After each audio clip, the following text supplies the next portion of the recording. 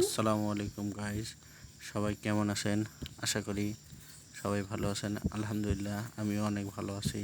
তো আজকে লালবাগ হাটে গরু কিনতে গিয়েছিলাম। যে হাটের অবস্থা দেখে আমি তো অবাক। গরুর তুলনায় মানুষের আনাগোনাও অনেক কম।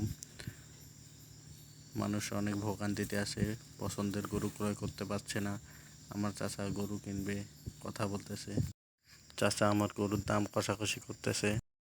এদিকে আমার অবস্থা দেখুন, ঘেমে একদম অস্থির আমি। হাটের মধ্যে মানুষের আনাগোনা অনেক বেশি, অনেক গরম, প্রচণ্ড রোদ ছিল। পিছনে মানুষ জাল বিক্রি করতেছে, এই দেখুন অনেক প্রকারের জাল।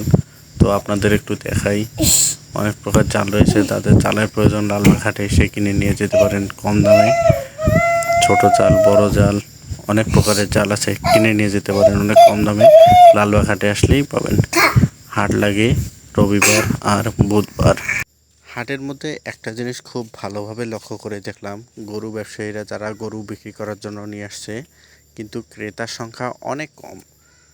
অনেক কম বলতে একদম অনেক কম, ক্রেতা নাই বললেই চলে, খুব কম।